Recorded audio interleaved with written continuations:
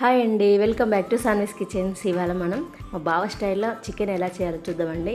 మా బావ చికెన్ చేశారంటే అసలు గిన్నెలో ఒక్క ముక్క లేకుండా మొత్తం తినేయాల్సిందే అండి. అది ఎలా చేయాలో చూద్దామండి. సూపర్ చేస్తాడు. దానికి కావాల్సిన ఒక ఆనియన్ చిన్న చిన్న ముక్కలుగా కట్ చేసుకోవాలి. ఒక 2 పచ్చిమిర్చి తీసుకోండి, చిన్న చిన్నగా కట్ చేసుకోండి. కొంచెం కరివేపాకు. ఇప్పుడు ఒక 1/2 kg చికెన్ తీసుకొని శుభ్రంగా కడిగి తీసుకోవాలండి. నెక్స్ట్ ఒక గిన్నెలో మసాలాలు తీసుకోవాలి. 2 దాల్చిన చెక్క, ఏలక్కాయలు, లవంగాలు, సాజీరా, బగారాకు ఇవన్నీ తీసుకొని పక్కన పెట్టేసుకోండి. ఇప్పుడు స్టవ్ ఆన్ చేసి గిన్నె పెట్టేసుకొని ఒక 2 టేబుల్ స్పూన్ ఆయిల్ పోసుకోవాలి. ఇప్పుడు మనం వేసుకున్న మసాలాలన్నీ ఉన్నాయి కదా, అన్నీ పోపులో వేసేసుకొని ఆనియన్స్, పచ్చిమిర్చి వేసుకొని బాగా ఉడికించాలి. ఇప్పుడు ఇందులో ఒక 1/2 టేబుల్ స్పూన్ పసుపు వేసుకోవాలి. మొత్తం కలిపేసుకున్నాం. ఇప్పుడు నెక్స్ట్ ఇందులో చికెన్ యాడ్ చేసుకోవాలండి. చికెన్ మొత్తం మంచిగా కలిసేలా కలుపుకుందాం. ఇప్పుడు ఇదంతా మంచిగా కలుపుకున్న తర్వాత ఇప్పుడు కొంచెం సాల్ట్, 1/2 టేబుల్ స్పూన్ సాల్ట్ వేసుకోండి. సాల్ట్ వేసుకొని మళ్ళీ మొత్తం ముక్కలన్నిటికీ పట్టేలా కలుపుకుందాం. మంచిగా కలుపుకున్న తర్వాత ఇలా మూత పెట్టేసుకొని ఒక 10 నిమిషాలు ఉడకనిద్దామండి. ఇలా 10 నిమిషాలు ఉడికిన తర్వాత అందులో వాటర్ అంతా బయటకు వచ్చేస్తుంది. మంచిగా మళ్ళీ ఒకసారి కలిపేసుకుందాం.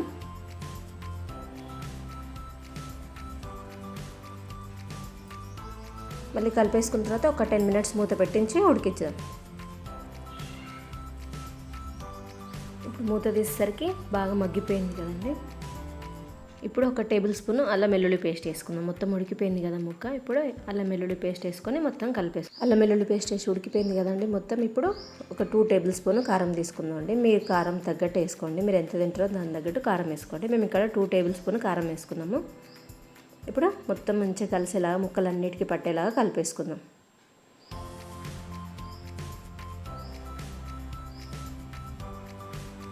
ఇలా మొత్తం ముక్కలన్నిటికీ కారం పట్టించి కారం మొత్తం పచ్చివాసన పోయేలాగా ఉడికించేసేయాలండి.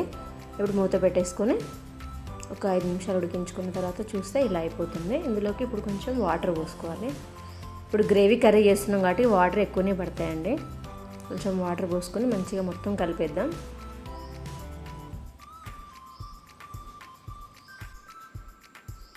ఇప్పుడు మనం మూత పెట్టేసుకుందాం. దీని మీద మూత పెట్టేసుకొని ఒక 10 నుంచి 15 వరకు ఉడికించుకుందాం.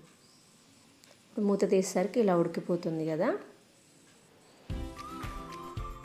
ఇలా ఆయిల్ అంతా పైకి తేలాలండి, అప్పుడే కూర మంచిగా ఉడికినట్టు. ఇప్పుడు ఆయిల్ అంతా పైకి తేలింది కదా, ఇంకొక 5 నిమిషాలు మూత పెట్టేసి ఉడికించుకుందామండి. 5 నిమిషాల తర్వాత మూత తీసి చూస్తే మొత్తం ఉడికిపోయిందండి కూర. ఇప్పుడు ఇందులోకి మనం ఒక టేబుల్ స్పూన్ ధనియాల పొడి, ఒక 1/2 టేబుల్ స్పూన్ గరం మసాలా. మనం ఆల్రెడీ గరం మసాలాలు మొత్తం పోపులో వేసాం కదండి. ఇప్పుడు కొంచెం తక్కువ పడతాయి, తక్కువ వేసుకోండి. ఇలా మొత్తం వేసుకొని కలుపుకున్న తర్వాత కరివేపాకు వేసుకోవాలండి. ఇప్పుడు ఈ కరివేపాకుతోనే టేస్ట్ అంతా వస్తుందండి. ఇలా మొత్తం కూర ఉడికిపోయిన తర్వాత కరివేపాకు వేయడం వల్ల చాలా టేస్ట్ వస్తుందండి. ఆ తర్వాత కొత్తిమీర వేసుకోవాలి. ఈ కర్రీకి మొత్తానికి టేస్ట్ వచ్చేదంటే ఆ కరివేపాకుతోనండి. ఆ లాస్ట్లో ఆ కరివేపాకు వేయడం వల్ల ఆ ఫ్లేవర్ అనేది చాలా బాగుంటుందండి. కూరకి మంచి టేస్ట్ వస్తుంది. ఇంతే అండి, అయిపోయింది. సింపుల్గా చేసేసుకోవచ్చండి. మీరు కూడా ఒకసారి ఇంట్లో ట్రై చేసి ఎలా వచ్చిందో కామెంట్ చేయండి. మా వీడియో కనుక మీకు నచ్చినట్టయితే please like, share, comment, subscribe. Thank you for watching.